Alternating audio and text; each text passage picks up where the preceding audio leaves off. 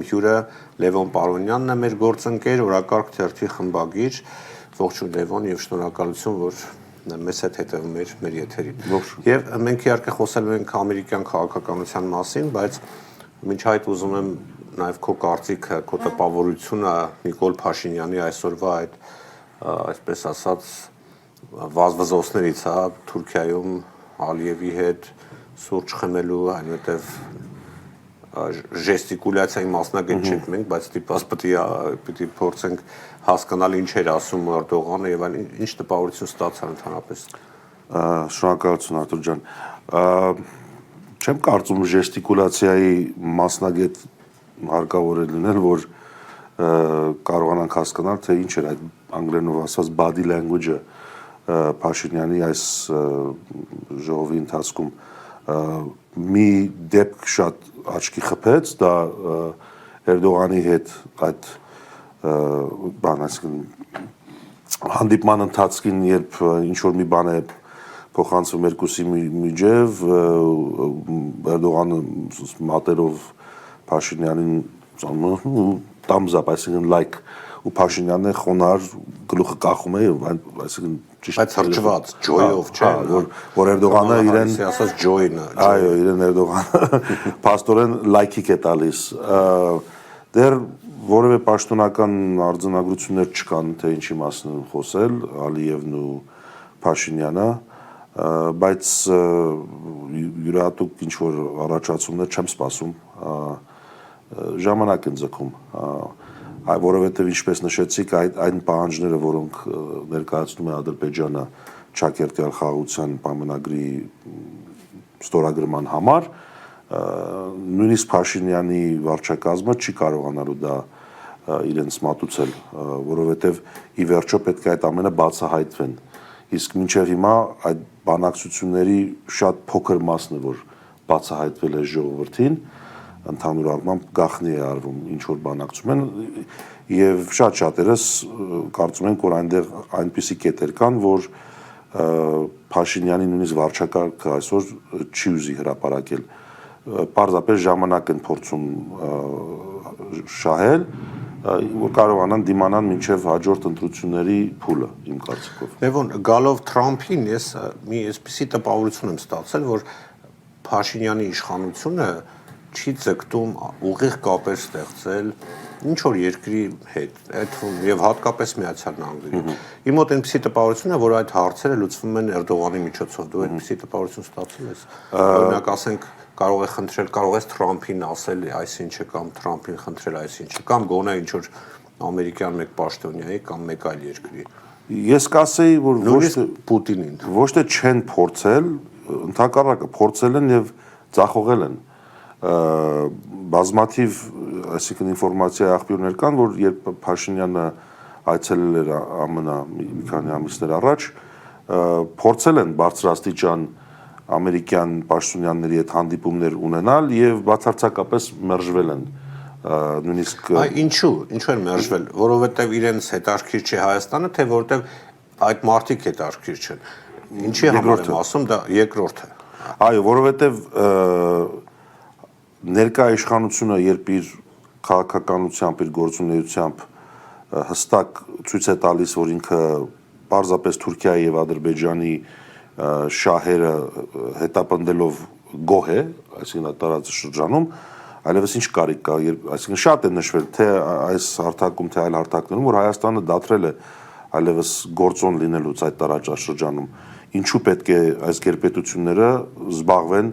մի իշխանության հետ հարաբերություններ ունենալու, որը ինքը, այսինքն գործոն չէ այլևս ինքը պատկերացնում։ Դրա համար ես բան չեմ տեսնում։ Բացի դա, նաև տեսեք, եթե նկատել եք Թրամփը օրինակ ավելի լավ հարաբերություններ ստեղծում բոլոր նրանց հետ, ովքեր ավելի պես ազգային պահպանողական գաղափարախոսության կրող ղեկավարներ, այդպես է։ Օրինակ չի սիրում Մակրոնին եւ դա ակնհայտ է, չէ՞։ Լիբերալ այսպես ասած Կանադայի ղեկավարը նախկին Տրուդո եւ այլն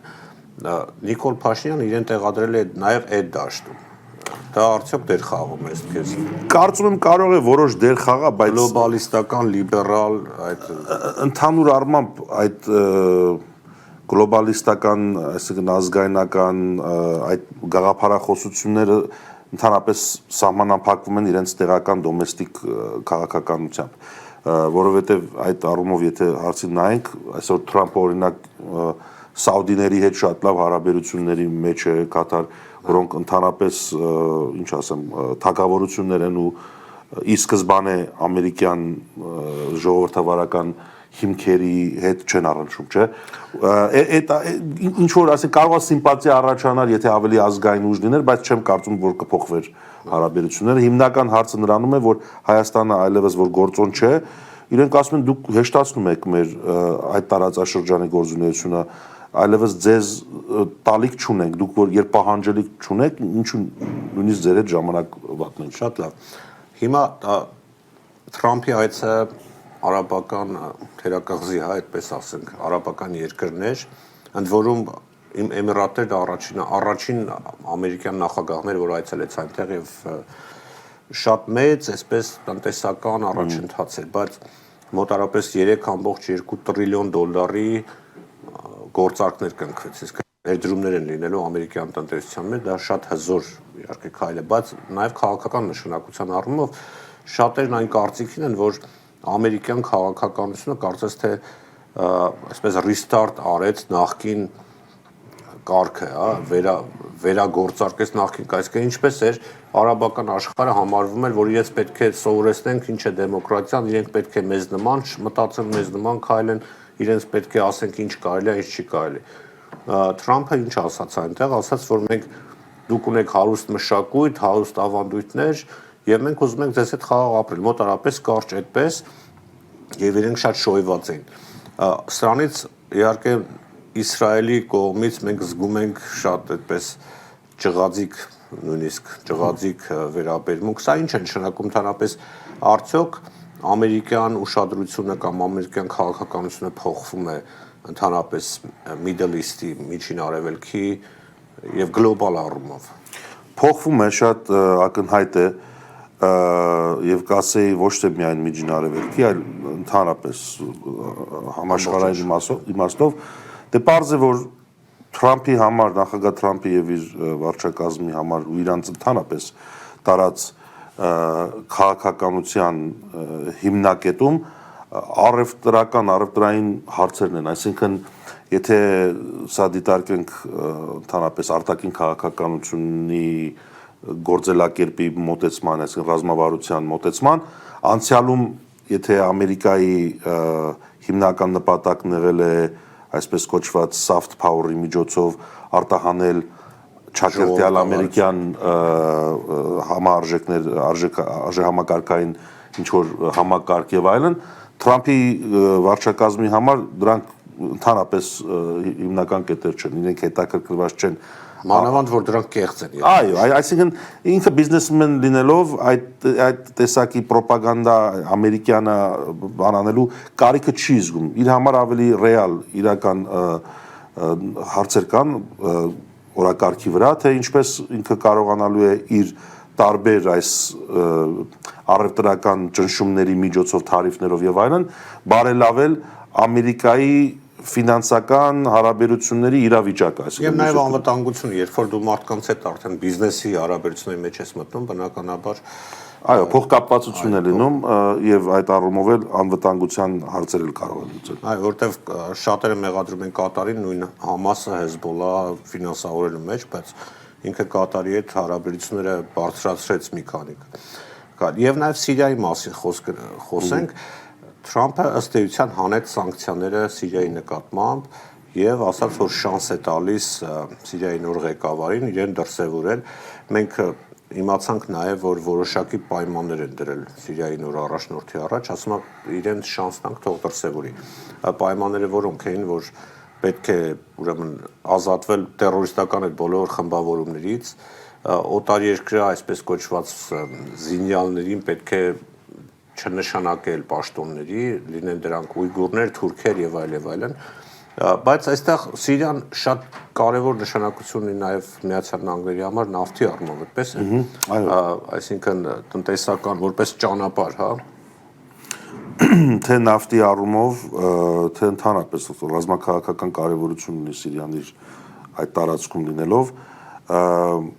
ուրեմն Ջալանի այսպես կոչված իշխանությունը բոլորիս ակնհայտ է, որ Թուրքիայի հիմնական դերակատարությամբ եղավ այդ հեղափոխություն կասենք, թե ինչ կասենք, եւ առաջին հայրաշրջում այդ առաջին օրերին ԱՄՆ-ն այդքան էլ գոհ չէր այդ իրողություններով, որովհետեւ Թուրքիան ինքնագլուխ գրեթե քայլերի դիմեց Սիրիայում, որը համակարգված չէր ոչ ԱՄՆ-ի հետ, ոչ էլ Ռուսաստանի հետ բնականաբար։ Թեև ասում են, որ դա եղել է CIA-ի գործակալ։ Հիմա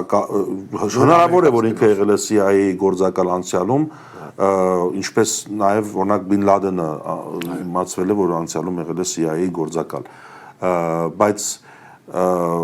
ուրիշ բան թե այդ ժամանակ ինչ նպատակներ էր հետապնդում այդ անձը եւ իր կազմակերպությունը, այդ ուրիշ բան, որ այսօր կան եւ բռնի ուժով, այսինքն հեղաշրջում անեն եւ որովհետեւ այդ տարբերակը չէր ամերիկյան ծրագիրը Սիրիայում, այդ մեկը զուտ Թուրքիայի ծրագիրն էր այդ տարածաշրջանում, որ մի վառ ապացույց, որ եթե ամերիկան ԱՄՆ-ն այդ ծրագրի մասնակից լիներ, չէ, ծրագրի ձևավորման մեջ, գոնե առնվազն այդ հեղաշրջումից մի քանի շաբաթներ առաջ Ջալանին կհանեին այդ տերորիստական ցանկից, չէ, ամենափոքր փաստը։ Ուրեմն դա ցույց է տալիս, որ սա այդքան էլ համակերպված համադրված չի եղել։ Իսկ այսօր այդ, այսինքն Սիրիայի նկատմամբ այդ սանկցիաները վերացնելը եւ այդ ղեկավարության փաստորեն պաշտոնական ճանաչում եւ այլն, ես կարծում եմ ամերիկան ինչ որ զիջում է անում Թուրքիային։ Ավելի շատ Սաուդյան Արաբիայի արքայազներ անձամբ խնդրել, նա ասաց Թրամփը, այդ հարցում Թրամփը շատ թափանցիկ է, ինչ մտածում միանգամից ասում է եւ նաեւ երբ այն պահին, երբ որ հայտարարեց Սիրիայի ուրեմն սանկցիաների վերացման մասին, տեսակ հոտնկայս ծափարություններ Սաուդյան Արաբիայում էր դա, եւ նա ասաց, որ Էրդողանը բազմիցս զանգել է իրեն այդ հարցով, բայց Սաուդյան Արաբիայի թագա Դե դա էլ գիտեք ինչ է, ինքը իրականում ես դեռ կարծում եմ ինքը ծառայում է Թուրքիայի շահերին այդ քայլով, բայց նաեւ Թրամփը ցույց է տալիս, որ տեսեք, մինչև սաուդիները չմիջամտեցին այս հարցով, տեղ քայլ չեղավ։ Չէ, ինքը պարզ ասաց։ Այո, Միջին Արևելքում ընդհանրապես Թրամփը փոխվում է սաուդիների թեման, քանի որ մենք ժամանակի խնդիր ունենք, ուզում եմ մի քանի թեմաներ շոշափենք։ Իրանն է։ Հենց նույն Սաուդյան Արաբիայում Թրամփը հայտարարեց, որ ուզում է, որպեսզի հարաբերությունները Իրանին առաջարկում է գործարք, հարաբերությունները կարգավորել, չի ուզում պատերազմ եւ այլ եւ այլն։ Եվ Իրանից էլ հնչեց կարծես թե պատասխան, որ իրենք պատրաստ են։ Մի խոսքով որոշակի գործընթաց է գնում, որի նկատմամբ մի տեսակ այլ վերաբերմունք ունի Իսրայելը, տեսեք արաբական երկրներ, նույնիսկ մեկ այլ հարց էլ կա, ուրեմն Պաղեստինի անկախության մասին խոսք է գնում, հիմա բազմաթիվ հայտարարություններ կան, որ Թրամփի ադմինիստրացիայում քննարկվում են երկու պետության լուծումը, հա, կրկնակի պետության, two state solution, այսինքն Պաղեստինի ճանաչման խնդիր է դրված, ինչը թրերով են դիմավորում Իսրայելում։ Ինչպես են այսօրվա Ամերիկա-իսրայելյան հարաբերությունները ըստ քեզ եւ ուր կարող է դա տանել, որովհետեւ մենք տեսնում ենք, որ նույնիսկ Թրամփական շրջանակների այսպես հրեա կամ սիոնիստական, հա, իրենք զայոնիստներ այդպես է կոչում են իրենց, այդ շրջանակները սկսել են սուրը խորը քննադատության ենթարկել Թրամփի քաղաքականությունը։ Ուր է գնալու սա։ Ես ընդհանրապես այս երկու հարցերը մի քիչ տարանջատում եմ մեկը մյուսից Իրանի եւ Պաղեստինի հարցը, ինչ վերաբերում է Իրանի հարցին, ողջունելի է այդ, այսինքն Ամերիկայի եւ Իրանի միջև հարցերի, այսինքն նվազ թեժացումը, ինչ որ չափի խոսակցություն լուծումը, դա հիմնականում Հայաստանի համար շատ օգտակար է, որովհետեւ ընդհանուր առմամբ Թրամփի տարած քաղաքականություն այստեղ է նշել եմ անցյալին, որ ոչ ուղղակիորեն, բայց անուղղակիորեն Հայաստանի համար կարող էր դրական լինել, Բացի մեկ հարցով դա Իրանի հարցն է, այսինքն եթե Ամերիկան որոշեր, որ Իրանի վրա պետք է հարվածի, հարձակվի, Ադրբեջանը միանշանակ կօգտվեր։ Այո, կօգտվեր եւ Հայաստանին շատ դժվար վիճակի կդներ։ Իսկ այսօր ռոպեների հարցը դա։ Իսկ հիմա Իրանի այդ խնդիրները լուծելը հնարավորություն է տալիս, այսինքն լավ բան է եւ ինչ որ չափով Սունիքի վերաբերյալ էլ, որտեվ տեսանք, որ նույնիսկ Իրանը եւ Ադրբեջանը համաձայնության եկան ինչ որ տրանսպորտի գիծ Իրանը տալու է Ադրբեջանին, որը այլևս այդ Միջանցքի հարցը վերջացնում է իօգուտ Հայաստանի, այդտեղ Փաշինյանի վարչակարգը մի հատ ձրի բոնուս, այսինքն մի բան ստացավ։ Ոչ ինքը նաև այնտեղ դերակատար չէր։ Պաղեստինի վերաբերյալ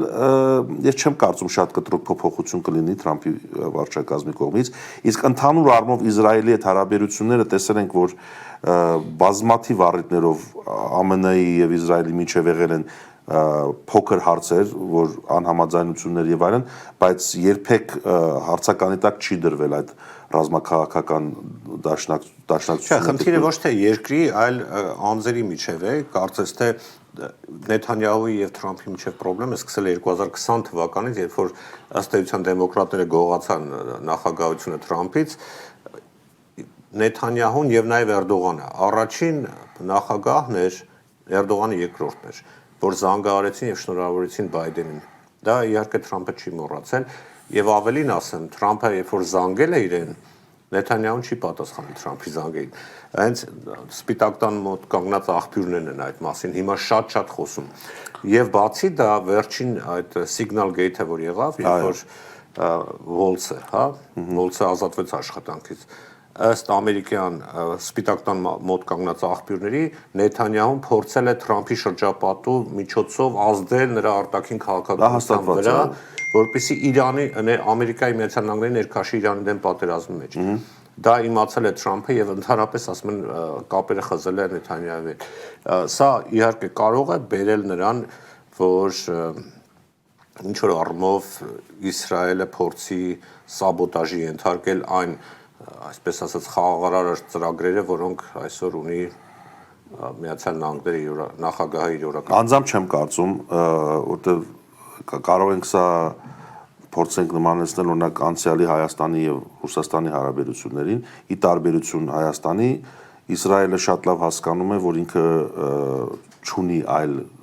այսինքն գերպետություն, որը Ամերիկայից ավել իրեն օժանդակելու է դասական իմաստով։ Իրենց մեջ կարող են մանր քաշքշուկներ, տարաձայնություններ լինել, բայց ընդհանուր առմամբ Իսրայելն շատ լավ գիտակցում է, որ Ամերիկայի շահերը ինքը չի կարող խանգարել միջանալու։ Եվ մի թեմայի մասին չխոսեցինք, դա Ուկրաինան էր, այստեղ եւս կարծես թե առաջընթաց կա, թեև շատ քիչ, բայց ամեն դեպքում Թրամփը ասաց, որ ուրեմն առանց իր եւ Վլադիմիր Պուտինի հանդիպման այդ հարցը չի կարող տեղի շարժվել, այսինքն հարցը չի կարող լուծվել եւ կարծես թե երկու կողմերն էլ պատրաստվում են այդ հանդիպմանը, որտեղ երկու կողմերից են հնչեց հայտարարություն, թերևս այսքանը եւ եթե ավելացնելու բան ունես։ Այդպես է, այսինքն ես չեմ սպասում որևէ լուրջ իրադարձություն առաջընթաց այդ։ Այո, բայց ամեն դեպքում մի վերջին հարց եմ ուզում տալ, դա կապված է ներքին անդրադարձին, գիտեմ ժամանակի մի քիչ սողություն ունենք, բայց մեկ հարց խնդրում հնարավորինս հակիրճ պատասխանեք։ Այսքան լավ, այսպես ասած, շարժեր են տեղի ունենում ամբողջ աշխարհում Թրամփի շնորհիվ։ Նաև չասացինք Չինաստանի հետ կապված այդ առևտրային դիլը, որը կարծես թե շատ մեծ հաջողություններ ֆինանսական բիզնես աշխարհի համար, երբ որ նրանք նվազեցեցին տարիֆները, բայց երբ որ լսում ես դեմոկրատական, ուրեմն կուսակցության ներկայացուցիչներին, այդ թվում նաև Ադամ Շիֆին, պարզվում է, որ Թրամփը գնացել էր Արաբական Էմիրություններ եւ այլն իր հյուրանոցների համար, Կատարը ուրեմն ինքնաթիռ նվերեց, որը արժի $400 միլիոն, ընդ որում նվիրեց պաշտպանության նախարարությանը, պարզվում է, որ դա Թրամփի անձնական ինքնաթիռն է լինելու։ Ջեյմս Կոմին ասում է, որ պետք է Թրամփին գնդակարել սիմվոլների միջոցով։ Վերացնել գնդակարել այդպես մի ներողություն խնդրում սկանդալ եղավ։ Դեմոկրատները գիտեք, որ adekvat չեն վերջին 4 ղեկավարների նկատի ունեմ։ Դա պարզ էր եւ դրա համար իրենք կորցեցին իշխանությունը, բայց այսքան adekvat եւ արդյոք այդքան հեշտ է խաբել ժողովրդին։ Սա քաղաքականության օրենքն է, Արթուր ջան, այսինքն ամեն տեղը դժբախտաբար կամ բարեբախտաբար, այսինքն իրականությունն է։ Հայաստանում էլ ենք նման դրսևորումներ տեսնում, չէ՞, այսինքն ազգային ժողովի վերջին անդրադարձը վերջին օրերը քան թե լուրջ հարցեր քննարկեն, խոսում է թե այսինքն 4 միլիարդների մասին եւ այլն։ Ինչ պիտի անեն Հայաստանում ընդհանրապես կարծես թե այս երկրագնդից դուրս են, դեղ ուրիշ հարցեր են։ Չէ, այստեղ էլ, այսինքն քաղաքականության, եթե պիտի սպասեինք, որ Շիֆը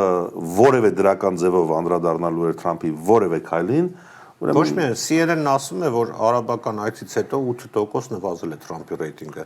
բայց իրականությունը դա չի համապատասխան, չէ, հասկանալի է, որ այդպես չի։